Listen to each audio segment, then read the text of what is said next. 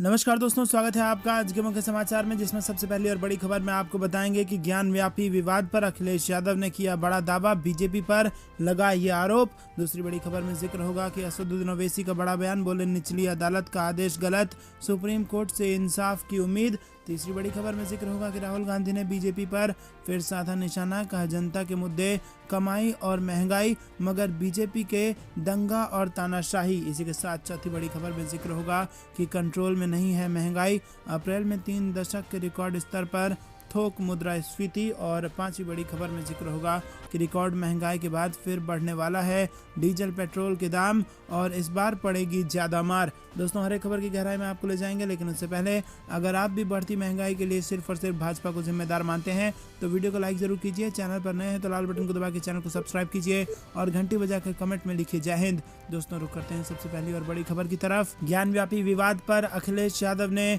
किया बड़ा दावा, बीजेपी पर लगाए यह आरोप। जी हाँ दोस्तों, ज्ञान व्यापी मस्जिद के सर्वे को लेकर छिड़े कानूनी विवाद के बाद अब इस मुद्दे पर सियासत तेज हो गई है। एआईएमआईएम चीफ असदुद्दीन ओवैसी जैसे नेता पहले ही हिंदू पक्ष के दावे को खारिज कर चुके हैं। अब सपा सुप्रीमो अखिलेश यादव ने इस विवाद पर अपनी प्रतिक्रिया दी और बीजेपी पर जमकर निशाना साधा। अखिलेश यादव ने कहा कि जरूरी मुद्दों से ध्यान भटकाने के लिए ऐसे मसले उठाए जा रहे हैं। अखिलेश यादव ने कहा कि ज्ञान व्यापी जैसे मुद्दों को जानबूझकर बीजेपी और उसके सहयोगियों की ओर से तूल दिया जा रहा है।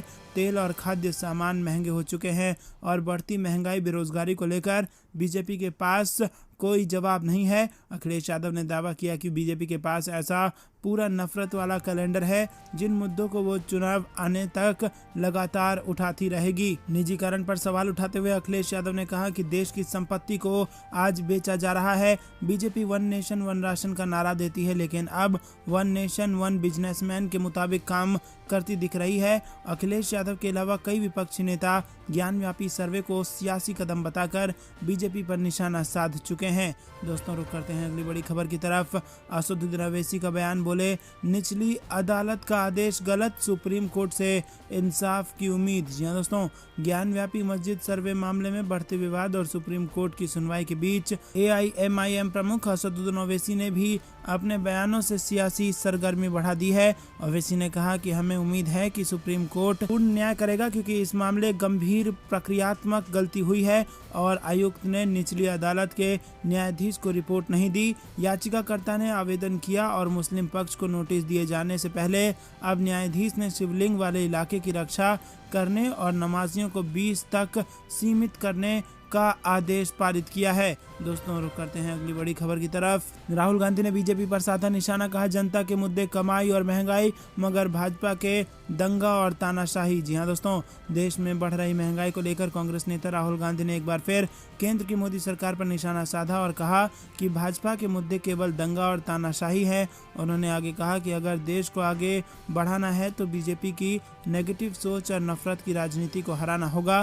कांग्रेस नेता ने ट्विटर पर लिखा कि जनता के मुद्दे कमाई महंगाई, बीजेपी के मुद्दे दंगा और तानाशाही। देश को आगे बढ़ाना है तो बीजेपी की नकारात्मक सोच और नफरत की राजनीति को हराना है। उन्होंने आगे लिखा कि आओ मिलकर भारत जोड़ो। राहुल गांधी ने सोमवार को भी जयपुर में एक सभा को संबोधित करते हुए बीजेपी पर निशाना साधा था।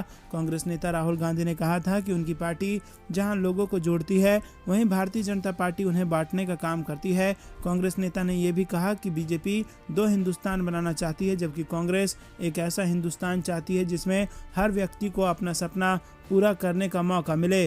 वहीं राहुल गांधी बांसवाड़ा के ग्राम कराना में सभा को संबोधित कर रहे थे। उन्होंने कहा कि देश में 2 विचारधाराओं की लड़ाई है। एक तरफ कांग्रेस पार्टी की विचारधारा है जो कहती है कि सबको जोड़कर चलना है और सबकी इज्जत करनी है और सबका इतिहास, सबकी संस्कृति की रक्षा करनी है, ये कांग्रेस पार्टी कहती है। जबकि दूसरी तरफ भारतीय जनता पार्टी है जो लोगों को बांटने का काम करती है, उन्हें कुचलने और दबाने का काम करती है, आदिवासियों के इतिहास तथा संस्कृति को दबाने व मिटाने का काम करती है। दोस्तों, रुक करते हैं अगली बड़ी खबर की तरफ। कंट्रोल में नहीं महंगाई, अप्रैल में 3 दशक के रिकॉर्ड स्तर पर थोक मुद्रास्फीति। जी हाँ दोस्तों, रिजर्व बैंक की चिंताओं के बीच थोक महंगाई ने 3 दशक के रिकॉर्ड स्तर को छू लिया है।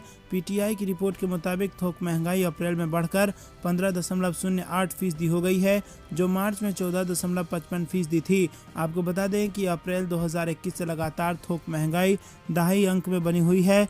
अप्रैल में खाद्य वस्तुओं की मुद्रास्फीति 8.35% रही, जो मार्च में 8.06% थी। ईंधन और बिजली की मुद्रास्फीति एक महीने पहले के 34.52% से बढ़कर 38.66% हो गई है। रुक करते हैं अगली बड़ी खबर की तरफ। रिकॉर्ड महंगाई के बाद फिर बढ़ने वाले हैं डीजल पेट्रोल के दाम और इस बार पड़ेगी ज़्यादा मार। जी हाँ दोस्तों, आपको बता दें कि पिछले कुछ दिनों से डीजल और पेट्रोल के दाम नहीं बढ़ने से लोग राहत की कुछ सांसें ले रहे हैं। हालांकि ये राहत अब बहुत दिनों तक नहीं टिकने वाली है। रिकॉर्ड खुदरा व थोक महंगाई के बाद अब डीजल पेट्रोल जल्द ही आम लोगों की जेब हल्की करने वाला है। इसका कारण है कि बहुत जल्द फिर से डीजल पेट्रोल के दाम बढ़ने वाले हैं। सूत्रों को तो यहाँ तक का उनका कहना है कि इस बार डीजल के दाम में बढ़ोतरी पेट्रोल से ज़्यादा होगी। इसी के साथ दोस्तों आपको बता दें कि महंगाई फिर से बढ़ के आम जनता की जेब पर बोझ डालने वाली है। रुक करते हैं अगली बड़ी खबर की तरफ, जिसमें आपको बता दें कि राजस्थान के मुख्यमंत्री अशोक गहलोत का बयान। बोले, देश में ज्ञान व्यापी का नया तमाशा शुरू कर दिया है भाजपा ने। जी हाँ दोस्तों, राजस्थान के मुख्यमंत्री अशोक गहलोत ने ज्ञान व्यापी परिसर मामले और पूर्व केंद्रीय मंत्री पी चिदम्बरम के ठिकानों पर सीबीआई के छापे को लेकर केंद्र सरकार व भाजपा पर निशाना साधा है। कांग्रेस सेवा दल के एक कार्यक्रम में उन्होंने कहा कि ज्ञान व्यापी को लेकर नया तमाशा शुरू हो गया है। देश में 100 ऐसे स्थान होंगे जहां ये विवाद पैदा करेंगे। कब तक ये हिंदू मुस्लिम को लड़ाते रहेंगे? वहीं सदियों से साथ रहते आए हैं और सदियों साथ रहना है। देश का माहौल खराब करने वालों को बख्शा नहीं जाएगा। इस दौरान उन्होंने पूर्व में राजस्थान की सरकार गिराने का आरोप लगाते हुए भाजपा नेताओं को भी घेरा। दोस्तों रुक करते हैं अगली बड़ी खबर की तरफ। ज्ञान व्यापी मामले पर बोले मल्लिकार्जुन खड़गे, लोगों के बीच मतभेद पैदा करने की भाजपा की है मंशा। जी हाँ दोस्तों, कांग्रेस नेता मल्लिकार्जुन खड़गे ने मंगलवार को ज्ञान व्यापी मामले का जिक्र किया और कहा कि कुछ लोगों के बीच मतभेद की कोशिश में है और उन्होंने कहा कि ज्ञान व्यापी मामला कोर्ट में है और अभी उस पर कुछ भी कहना सही नहीं है। ये जो नए नए मुद्दे निकल रहे हैं ये देश के लिए अच्छा नहीं है। यह हमारे देश के लोकतांत्रिक व्यवस्था को बिगाड़ने के लिए है। लेकिन 1947 में सभी मस्जिदों, मंदिरों व अन्य धार्मिक स्थलों में होने वाली पूजा के दर्जे को बरकरार रखना होगा। इसलिए इस संबंध में एक कानून भी बना था और इसके पीछे लोगों को बांटने की मंशा थी। काशी की ज्ञान व्यापी मस्जिद में शिवलिंग मिलने से यह आरोप सच साबित होने लगा है कि मंदिर तोड़कर उस स्थान पर मस्जिद बनाई गई थी और इसके साथ ही इस मामले को लेकर विश्व हिंदू परिषद की सक्रियता बढ़ने लगी है। अब तक अयोध्या में राम मंदिर निर्माण पूरा होने तक दूसरा कोई एजेंडा हाथ में न लेने की रणनीति पर काम कर रही विश्व हिंदू परिषद ने अब ज्ञान व्यापी मस्जिद मामले पर आगे बढ़ने की तैयारी शुरू कर दी है। दोस्तों रुक करते हैं अगली बड़ी खबर की तरफ। राकेश टिकैत का बड़ा बयान। गेहूं निर्यात पर रोक लगाने के फैसले पर टिकैत ने उठाए सवाल। जी हाँ दोस्तों, आपको बता दें कि भारतीय किसान यूनियन के नेता राकेश टिकैत बागपत पहुंचे, जहां उन्होंने बीजेपी सरकार पर एक बार फिर हमला बोला। राकेश टिकैत ने कहा कि सरकार को गेहूं का निर्यात नहीं रोकना चाहिए था। ये सरकार ने किसान हित में नहीं किया। यदि निर्यात होता तो इस बार किसानों को गेहूं की फसल के ज़्यादा रुपए मिल सकते थे, लेकिन सरकार ने गेहूं का निर्यात ही रोक दिया। देश में ये पहला मौका था जब हमारे देश में पर्याप्त खाद्यान्न का भंडारण है। किसानों को गेहूं का रेट सही मिल रहा था तो बेच देना चाहिए था ताकि आगे किसानों का उत्साह बना रहता। रुक करते हैं अगली बड़ी खबर की तरफ। लालू की बड़ी बेटी मीसा भारती का राज्यसभा जाना तय, क्यों हुआ रास्ता आसान? आपको बता दें कि बिहार में राज्यसभा चुनाव को लेकर सियासी हलचल तेज हो गई है। जेडीयू ने जहां सोमवार को अपने एक प्रत्याशी के नाम का ऐलान कर दिया, तो वहीं आरजेडी भी आज अपनी पार्टी के उम्मीदवारों के नाम की घोषणा कर सकती है। इस बीच लालू की बड़ी बेटी मीसा भारती का राज्यसभा जाना लगभग तय माना जा रहा है। हालांकि मीसा भारती के अलावा दूसरा नाम कौन होगा इसका ऐलान होना बाकी है। सूत्रों के अनुसार दूसरे नाम की बात करें तो पार्टी वरिष्ठ वकील कपिल सिब्बल को राज्यसभा भेज सकती है। बताया जा रहा है कि सिब्बल को राज्यसभा भेजने से लालू को मुकदमे की पैरवी में मदद मिल सकती है। वहीं इसके अलावा जिस अन्य नाम की चर्चा जोरों पर है, वो है बाबा सिद्दीकी। दोस्तों रुक करते हैं स्मृति ईरानी के कार्यक्रम में बवाल, आपस में भिड़े राकांपा और भाजपा कार्यकर्ता, महिला सदस्य को पीटने का लगा आरोप। जी दोस्तों, केंद्रीय महिला एवं बाल विकास मंत्री स्मृति ईरानी को सोमवार को एक पुस्तक विमोचन कार्यक्रम में भाग वो ले रही थी कि तभी भाजपा और राकांपा के सदस्यों में तीखी बहस हो गई। ईरानी सोमवार शाम शिवाजी नगर के बाल गंधर्व रंग मंदिर में केंद्रीय गृह मंत्री अमित शाह और भाजपा पर एक किताब का विमोचन करने के कार्यक्रम में शामिल हो रही थी। राकांपा के नगर इकाई ने अपनी महिला सदस्यों के नेतृत्व में कार्यक्रम स्थल के बाहर धरना दिया और बढ़ती महंगाई पर ईरानी को ज्ञापन देने की कोशिश की। उन्होंने महंगाई के खिलाफ नारेबाजी की और कार्यक्रम में मौजूद भाजपा कार्यकर्ताओं ने भी जवाब में उनके खिलाफ नारेबाजी की, जिसके बाद स्थिति तनावपूर्ण हो गई। दोस्तों रुक करते हैं अगली बड़ी खबर की तरफ। अल्लाह से डरता हूं, किसी मोदी या योगी से नहीं, ज्ञान व्यापी मामले पर बोले असदुद्दीन ओवैसी। जी हाँ दोस्तों, ऑल इंडिया मजलिस इत्तेहादुल मुस्लिमीन के अध्यक्ष असदुद्दीन ओवैसी ने सोमवार को कहा कि वो ज्ञान व्यापी मस्जिद के सर्वेक्षण के उससे आहत हैं और 1991 के उच्चतम न्यायालय के फैसले की अनदेखी की गई है। हैदराबाद लोकसभा सीट से सांसद ओवैसी ने कहा कि वो ज्ञान व्यापी मस्जिद मुद्दे पर बोलना जारी रखेंगे क्योंकि वो प्रधानमंत्री नरेंद्र मोदी या उत्तर प्रदेश के मुख्यमंत्री योगी आदित्यनाथ से नहीं डरते हैं। गुजरात के वडगाम में एक रैली को संबोधित करते हुए ओवैसी ने कहा कि ज्ञान व्यापी मस्जिद के मुद्दे पर बोलने पर लोग उनसे सवाल करते हैं। मैं बोलूंगा क्योंकि मैंने अपना जमीर नहीं बेचा है और ना ही कभी ऐसा करूंगा। दोस्तों रुक करते हैं अगली बड़ी खबर की तरफ। ज्ञान व्यापी सर्वे प्रकरण सांप्रदायिक उन्माद पैदा करने की साजिश, all India Muslim personal law board का ये बयान। जी हाँ दोस्तों, भारत में मुसलमानों के प्रमुख संगठन all India Muslim personal law board ने वाराणसी की ज्ञान व्यापी मस्जिद में कथित रूप से शिवलिंग मिलने के बाद अदालत के आदेश पर मस्जिद का वजू खाना बंद कराए जाने को नाइंसाफी करार देते हुए कहा कि ये पूरा घटनाक्रम सांप्रदायिक उन्माद पैदा करने की एक साजिश से ज्यादा कुछ नहीं है। बोर्ड के महासचिव खालिद सैफुल्लाह रहमान ने सोमवार देर रात जारी एक बयान में कहा कि ज्ञान व्यापी मस्जिद मस्जिद है और मस्जिद ही रहेगी। इसको मंदिर करार देने की कोशिश सांप्रदायिक उन्माद पैदा करने की एक साजिश से ज़्यादा कुछ नहीं है। ये संवैधानिक अधिकारों और कानून के खिलाफ है। दोस्तों रुक करते हैं अगली बड़ी खबर की तरफ।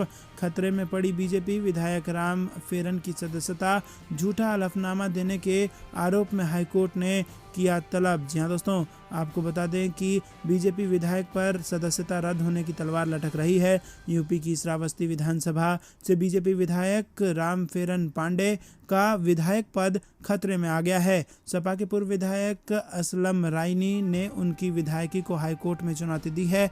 असलम रायनी ने अपनी याचिका में दावा किया है कि बीजेपी विधायक ने नामांकन के दौरान जो हलफनामा दाखिल किया है वो अवैध है। राम फेरन पर चुनाव आयोग को अपने दर्जनों आपराधिक मुकदमों, शैक्षिक योग्यता, इनकम टैक्स, संपत्ति, बैंक लोन, गाड़ी, असलहा और इसको लेकर झूठा हलफनामा दाखिल करने का आरोप लगा है। दोस्तों रुक करते हैं अगली बड़ी खबर की तरफ। सचिन पायलट का बड़ा बयान, बोले भारत जोड़ो नारे को देश भर में फैलाएंगे कार्यकर्ता, शिविर में लिए गए फैसले जल्द होंगे लागू। जी दोस्तों, राजस्थान के बांसवाड़ा जिले में हुई एक जनसभा को सचिन पायलट ने भी संबोधित किया। उन्होंने कहा कि पुल का शिलान्यास कर सरकार ने कई साल पुरानी मांग पूरी की है। उन्होंने कहा कि यहाँ के लोगों की आस्था और भावना इस मिट्टी से जुड़ी हुई है। बेणेश्वर धाम एक वर्ग, समुदाय या किसी जिले का नहीं, यहाँ प्रदेश के साथ अन्य राज्यों के लाखों लोग भी आते हैं और इस पुल के निर्माण से सैकड़ों श्रद्धालुओं को लाभ मिलेगा। उन्होंने कहा कि 3 दिन हमारी पार्टी ने उदयपुर में चिंतन शिविर किया और इसमें सोनिया गांधी और राहुल गांधी ने कई अहम फैसले लिए। दोस्तों रुक करते हैं अगली बड़ी खबर की तरफ। नीतीश के जातीय जनगणना पर क्या बीजेपी को फिर दिखाई आंख, आखिर तेजस्वी के साथ क्यों नजर आ रहे हैं बिहार के सीएम। जी हाँ दोस्तों, आपको बता दें कि जातिगत जनगणना को लेकर बीजेपी की आपत्ति के बावजूद नीतीश कुमार ने जल्द से जल्द राज्य में जाति जनगणना कराने के फैसले को दोहराया है। जेडीयू के तमाम मंत्री और नेता जातिगत जनगणना को लेकर जेडीयू की राय स्पष्ट कर चुके हैं। सोमवार को नीतीश कुमार ने पत्रकारों से बातचीत के दौरान कहा कि वो इसके लिए सभी दलों के साथ बैठक बुलाएंगे। इसके लिए सभी को आमंत्रण भेजा जाएगा। बताते चले कि एक तरफ बीजेपी है जो जाति आधारित जनगणना के पक्ष में नहीं है, उसने अपना अलग स्टैंड रखा हुआ है। वहीं जेडीयू बीजेपी से अलग राय रखती है। जेडीयू और तमाम विपक्ष जाति जनगणना पर अड़े हैं और अभी 2 दिनों पहले ही बीजेपी के एग्रीकल्चर मिनिस्टर अमरेंद्र प्रताप सिंह ने कहा था कि बिहार और पूरे देश में जाति आधारित जनगणना की कोई ज़रूरत नहीं है। दोस्तों रुक करते हैं अगली बड़ी खबर की तरफ। चुनाव से पहले कांग्रेस नेताओं में समन्वय बनाने के लिए दिल्ली में मंथन पहुंचे कई बड़े नेता। जी दोस्तों, आपको बता दें कि विधानसभा चुनाव की तैयारी में जुटी प्रदेश कांग्रेस के नेताओं में समन्वय बनाने के लिए मंगलवार को दिल्ली में अहम बैठक होने जा रही है। अखिल भारतीय कांग्रेस कमेटी की महासचिव व प्रदेश प्रभारी राजीव शुक्ला बैठक की अध्यक्षता करेंगे। बैठक में प्रदेश अध्यक्ष प्रतिभा सिंह, नेता प्रतिपक्ष मुकेश अग्निहोत्री समेत कई सारे नेता शामिल होंगे।